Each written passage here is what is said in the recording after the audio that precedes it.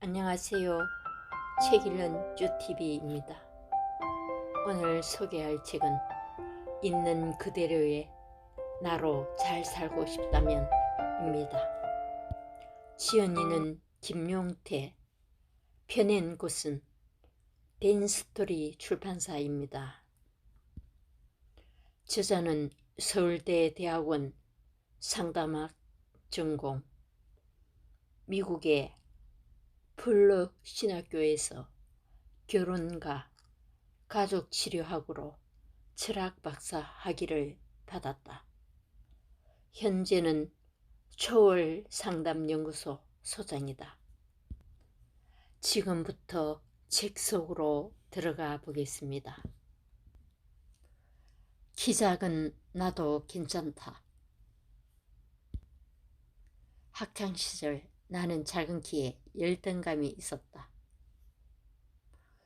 중학교 때 일이다. 반에서 키도 크고 덩치도 큰 아이가 쉬는 시간에 공부하고 있는 나를 놀리듯 툭 치고 지나갔다. 나는 아무런 반응도 보이지 않고 계속 공부만 했다. 다음날 그 친구가 또 나를 툭 치고 지나갔다. 두 번째도 꾹 참았다. 학교에서 모범생으로 불리던 내 이미지를 망가뜨리고 싶지 않았기 때문이다. 그런데 그 친구가 세 번째로 나를 치고 지나갈 때는 도저히 참을 수가 없었다. 나는 벌떡 일어나 의자를 집어서 그 친구 쪽으로 힘껏 던져버렸다. 의자는 우탕탕 벼락치는 소리를 내면서 바닥에 떨어졌다. 다행히 친구는 재빨리 피했다. 반 아이들은 하던 일을 멈추고 전부 나를 쳐다보았다. 늘 조용히 있다가 갑자기 헐크처럼 변한 나를 바라보던 친구들의 놀란 표정이 지금도 쌩쌩하다. 내 열등감이 엄청난 분노를 품고 있었던 것이다. 대학에 가서도 키에 대한 열등감은 계속 이어져 여자친구를 제대로 사귀지 못했다. 혼자여도 괜찮다고 생각하거나 간혹 나에게 먼저 관심을 보이는 여학생과 간단한 데이트만 할 정도로 소극적이었다. 내 속에는 나처럼 키 작은 남자를 어떤 여자가 좋아할까? 라는 생각이 깔려 있었다. 키가 더 크고 사나이다운 멋진 몸을 가졌으면 얼마나 좋을까 하는 소망도 있었다. 그때 나는 현실과 상상의 간극만큼 불행하고 우울했다. 상담을 전공하면서 나는 키 작은 열등감을 해결할 실마리를 찾게 됐다. 그때 나를 치료한 방법이 바로 자기 수용이었다. 키 작은 나도 괜찮다. 나의 작은 키를 수용하고부터 거짓말처럼 나는 더 이상 열등감에 시달리지 않게 되었다. 작은 고추가 맵다는 말이 있듯 스스로 단단한 사람이란 생각도 들었다. 자신을 있는 그대로 받아들이기 어려운 가장 큰 이유는 자기의 실체보다 더 큰 자기의 모습을 만들고 그 모습으로 살고 싶어하는 욕구 때문이다. 어린아이가 아버지의 양복을 입고 큰 양복에 자기 몸을 맞추려고 끙끙대는 모습을 상상하면 이해하기 쉬울 듯하다. 이것을 달리 표현하면 마음의 인플레이션이라고 할 수 있다. 마음의 인플레이션은 있는 그대로의 현실을 부정하고 사실을 왜곡하여 자신을 더 크게 부풀리는 것이다. 여러 이유로 자신의 현실을 받아들이기 힘든 많은 사람들이 이런 거품 속에 살고 있다. 자기를 인플레이션하면 자아가 분열된다. 원하는 나와 실제의 나, 이 분열이 클수록 삶이 힘들어진다. 나를 찾아오는 사람들은 대부분 정신적으로 지질대로 지친 상태이다. 내담자들이 위기감을 느끼는 상황은 지각각이지만 그 원인은 공통점이 있다. 자신의 현실을 있는 그대로 받아들이고 싶지 않는 마음이 있다. 현실을 부정하며 다른 사람을 탓해서 자신도 고통스럽고 다른 사람도 힘들게 한다. 내가 고통을 호소하는 내담자들에게 가장 먼저 하는 일은 공감이다. 내담자들의 화나고 분하고 억울하고 속상한 마음을 알아준다. 공감을 통해서 감정을 알아주면 내담자들은 무겁게 누르던 감정의 압박에서 벗어나 숨 쉴 틈을 가지면서 비로소 자신을 볼 수 있게 된다. 그 후 내담자가 사실을 왜곡되게 인지하고 있는 부분을 다룬다. 상담용어로 인지 왜곡이라고 한다. 인지 왜곡을 다룰 때는 먼저 내담자가 기대하고 바라는 현실이 아닌 실제의 현실을 보게 한다. 그리고 내담자가 원하는 사실이 아니라 실제의 사실을 수용하도록 돕고 끝으로 그런 상황에 처한 자신을 수용하도록 작업을 한다. 이렇게 해서 자기 자신을 온전히 받아들이게 되면 상담이 거의 마무리된다. 자기 자신을 있는 그대로 받아들이게 되면 세상이 달라진다. 지금까지 뭔지도 모른 채 눌리던 무거운 짐과 고통으로부터 자유로워질 수 있다. 내가 왜 고통스러운지 내면의 원인과 진실을 볼 수 있기 때문이다. 이렇게 되면 그동안 외면해왔던 내면의 나와 연결이 되고 진정한 나를 찾을 수 있게 된다. 쉬운 일은 아니지만 인생을 살면서 가장 보람된 작업이라고 할 수 있다. 진정한 자아를 찾고 자신을 아는 사람은 주변 상황이나 타인의 생각에 휘둘리지 않고 자신이 원하는 삶을 살아갈 수 있다. 지혜씨 이야기. 어떻게 오게 되셨어요? 엘리베이터를 탔는데 갑자기 숨이 안 쉬어졌어요. 그래서 병원 응급실로 실려갔는데 검사 결과 아무 이상이 없는 걸로 나왔어요.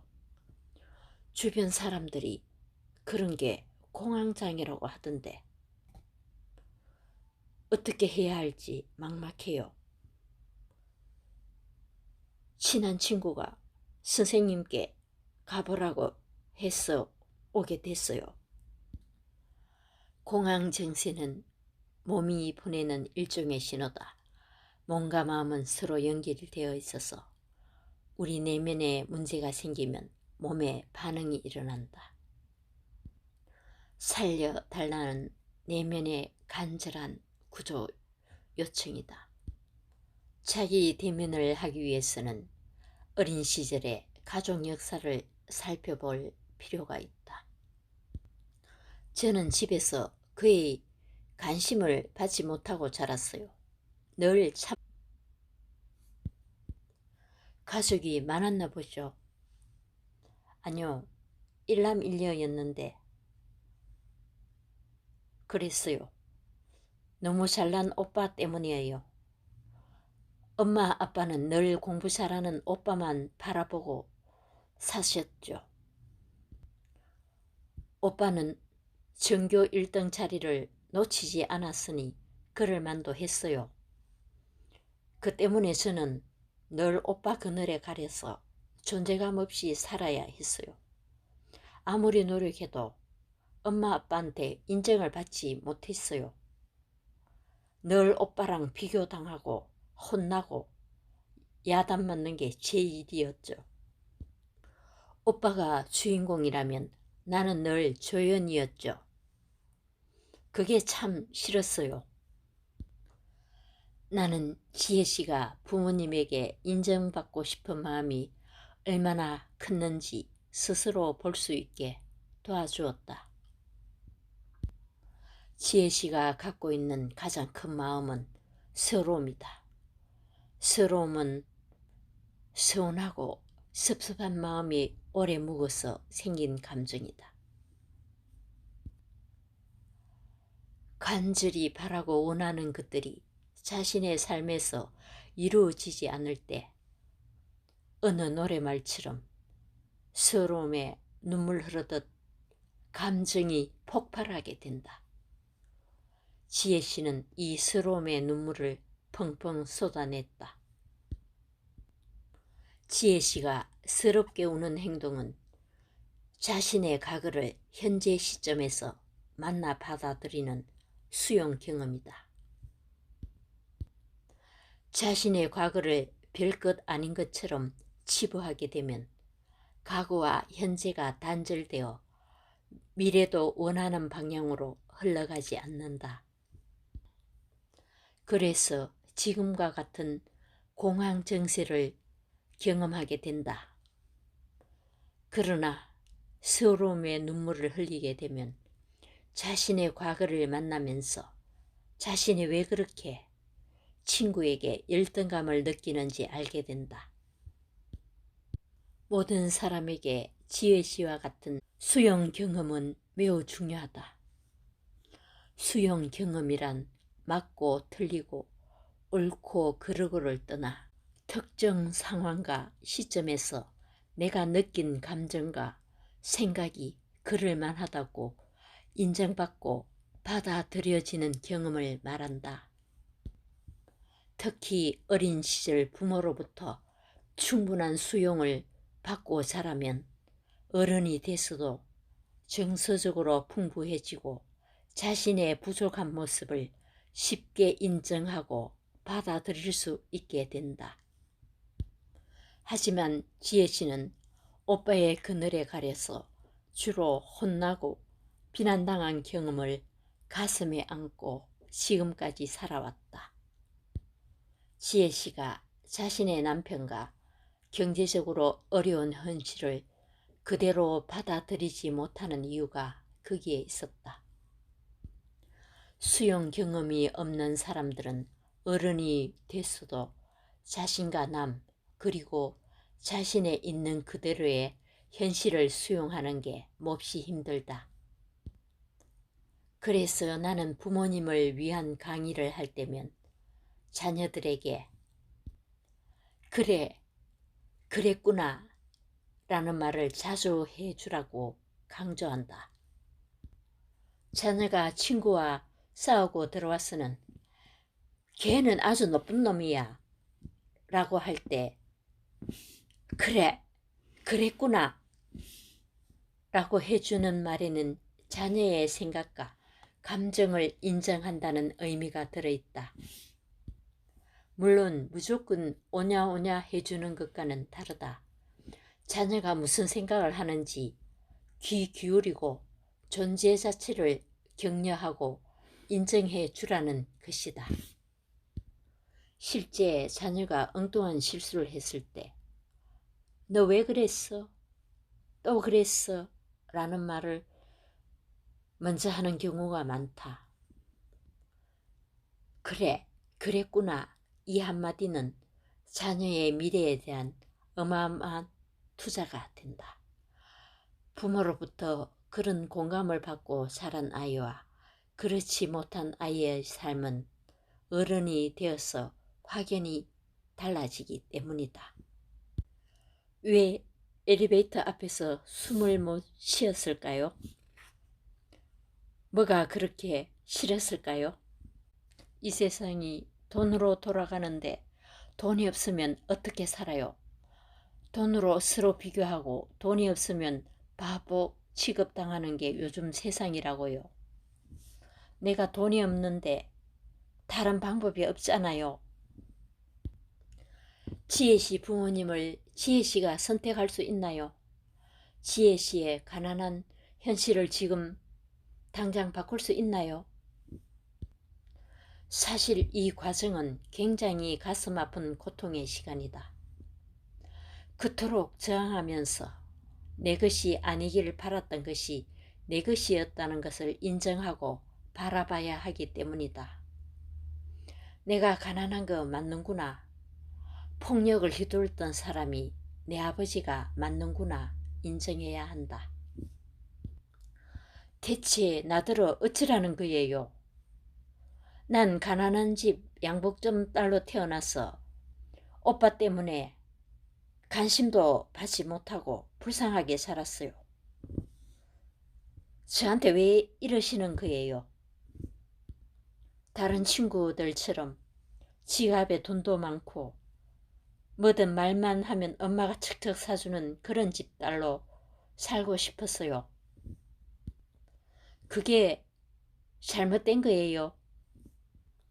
내가 얼마나 열심히 살았는데요. 그래서 무능한 남편이 싫었어요. 본격적인 가슴앓이 과정이 시작됐다. 깊은 내면에 있던 감정의 찌꺼기들이 터져나오자 지혜씨는 울고불고 소리쳤다. 나는 지혜씨가 안전하게 자신의 감정을 끌어낼 수 있도록 보호하고 격려하면서 계속 내면의 길로 안내했다. 그러니까 그게 왜 그렇게 싫으신 거죠? 지질이 공상밖에 살면 어땠어요? 나도 다른 사람처럼 살 자격이 있잖아요. 내가 뭐가 못났어요? 나도 노력하면 얼마든지 부유하게 살 수 있어요. 당연히 그러실 수 있죠. 하지만 그게 이루어지지 않는다고 지혜씨처럼 반응하지는 않아요. 그건 지혜씨가 바라는 환상이지 현실은 아니죠. 사람이 꿈을 꾸지도 못해요. 꿈꿀 수 있어요. 하지만 그 꿈 때문에 현실을 제대로 살지 못하고 있는 게 문제지요. 많은 사람들이 헛된 소망을 지니고 산다. 내가 부잣집 딸로 태어나서 충분한 경제적 지원을 받았더라면 성공했을 텐데, 명문대를 졸업했으면 대기업에 취업했을 텐데, 내가 키가 5cm만 더 컸으면 모델을 하고 있을 텐데, 등등 이루어질 수 없는 소망을 안고 살아간다. 하지만 그 소망을 이겨내고 나아가야 한다. 이루어질 수 없는 소망은 깨져야 한다. 그래야 자기 자신의 삶을 살 수 있다. 이것을 심리상담 용어로 분화라고 한다. 자신을 깨는 이 고통의 시간이 내담자에게는 더할 나위 없이 소중하고 중요한 시간이다. 이렇게 가슴 아픈 시간들을 통해서 묵혀놓았던 감정들을 실컷 쏟아내고 나면 온몸에서 힘이 빠진다. 그와 동시에 마음속에 알 수 없는 평안이 찾아오기 시작한다. 상담 후 지혜씨는 몰라보게 좋아졌다. 공황 증세는 사라졌고 남편과의 갈등도 줄어들었다. 현재의 나 자신을 수용하고 사는 것이 중요하다는 깨달음을 주는 좋은 책이었습니다.